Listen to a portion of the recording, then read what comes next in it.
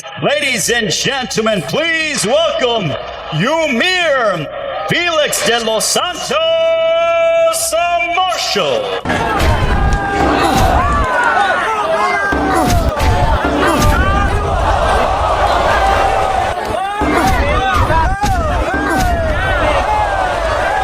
Lagi niyong sundan, huwag magpapahuli. Pag-usapan ni bakbakan. Isa sa mga pinakaabangang kwento sa Philippine boxing ngayon ay ang pag-angat ng tinaguriang Canelo Alvarez ng Pilipinas.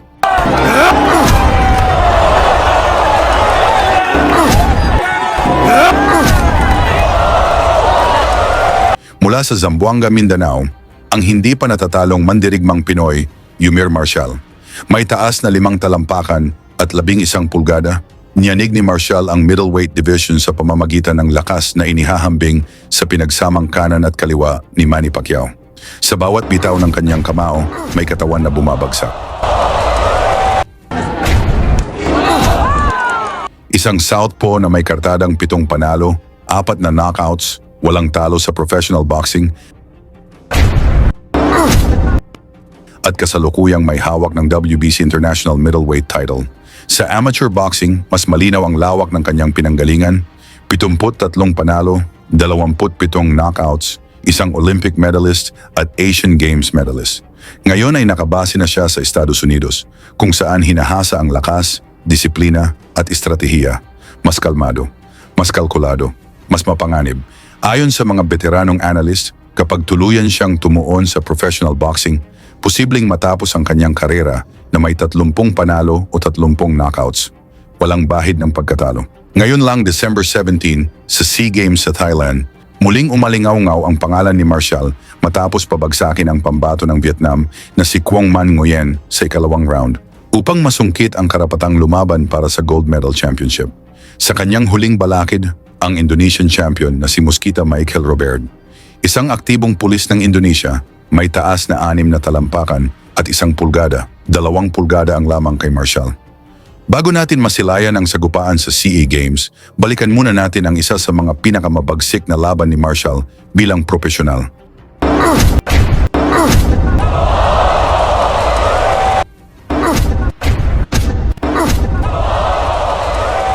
Ang kanyang paghaharap kontra sa Thai knockout artist na si Tuod Saxinam. May record na 24 na panalo, 20 knockouts at 25 ang sunod-sunod na knockout victories bago humarap kay Marshall. Pagpasok ng round 1, kapwa sinusukat ang galaw at distansya. Tahimik ang unang sandali, ngunit bawat suntok ay may dalang banta. Tawag natin dito, the homecoming. See him in live, man. Because watching the fight, and the size of Marshall, of course, and That right jab took punches very early in this fight to keep his opponent guessing. But yung amateur record when he was 12 years old, he has compiled 74 wins and 21 losses as an amateur. alam mo, nung Tokyo Olympics kinita na You know, we were talking about how Sinam looks like 75 pounds. But you take a look at the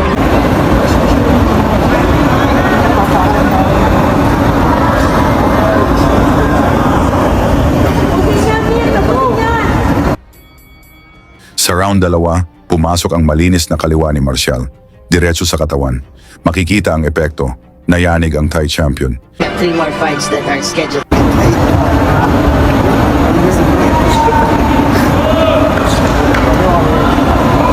he's throwing that left hand a little bit more than in the first round, yung left straight.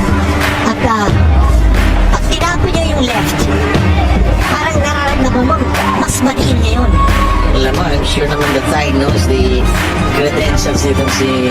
And now he's up against probably, arguably, the most hardy opponent he's ever faced. The toughest opponent ever.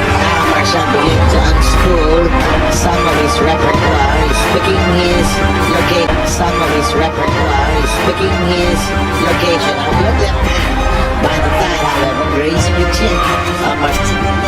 Hindi malaman ni Sinam kung saan nagagaling ang mga sato. Nice shot. Good exchange by the two fighters. Hinabak. Hinabak. Power. And now, medyo humiwa na konti yung depensa ni Sinam. But Yumir Marshall is taking his time. Yeah. He's rushing things. Discerning. Oh, in that situation, ordinarily you would attack your opponent and try to finish.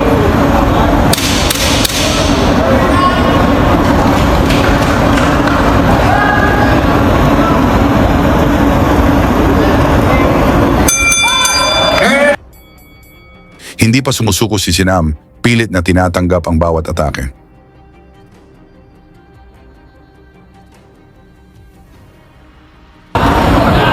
Absolutely what's happening here. That left on the cheek. Define. At tutulis ang jab ni Yumir Marshall.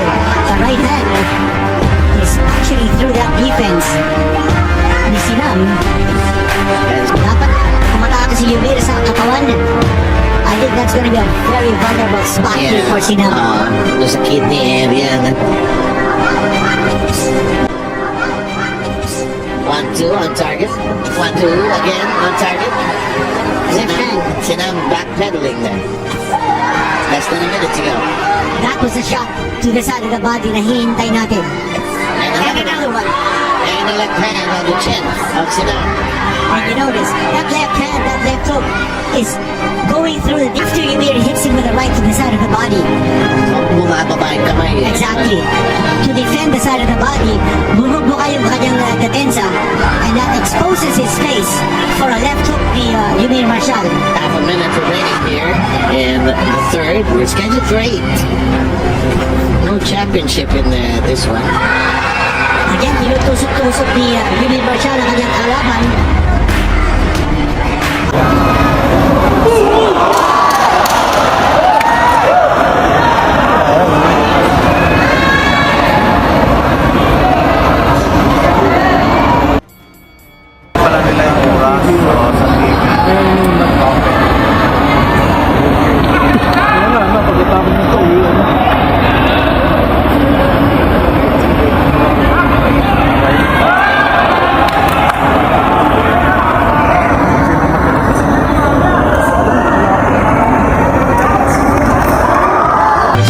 Chiseled. Very well chiseled. Yeah, you can see the his very well chiseled. Yeah, you can see the his But the big challenge for Ymir is how to bring up his power and speed to a much higher weight category. Hindi na malayo yung Olympics na July na. He weighed 165 pounds for this, and in the Olympics, the weight limit is 176.4. That's a lot of weight that he needs to put on. You cannot put on body fat. You can only put on muscle for you to be able to. Ngunit sa round 4, ganap ng pinakawalan ni Marshall ang kanyang bangis. Sunod-sunod na kombinasyon, kaliwa, kanan, kaliwa. Bumagsak si Sinam. Parang tinamaan ng mabigat na pandurog, hindi na muling nakatayo. Kinailangang alalayan palabas ng ring at dalhin sa ospital. Look at this, the dive. Drops right in front of him, but he's still shaking. Oh, he doesn't know where he is. Just one uppercut. One uppercut. It's done. It is over. It's over. Isang panalong nagsilbing tahimik, ngunit malinaw na babala sa buong middleweight division. Ngayon, ang tanong ay malinaw.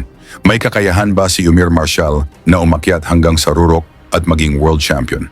Ibahagi ang inyong pananaw sa comment section at isama ang inyong lokasyon upang makita kung gaano kalawak ang suportang Pilipino para kay Ymir Marshall sa kanyang laban kontra Mosquita Michael Robert sa SEA Games 2025 sa Thailand. Lagi niyong sundan, huwag magpapahuli. Pag-usapan ay bakbakan, balita niya at laban. Mga Pinoy na di nagpapagapi. Salamat sa mga suporta na lagi nandyan.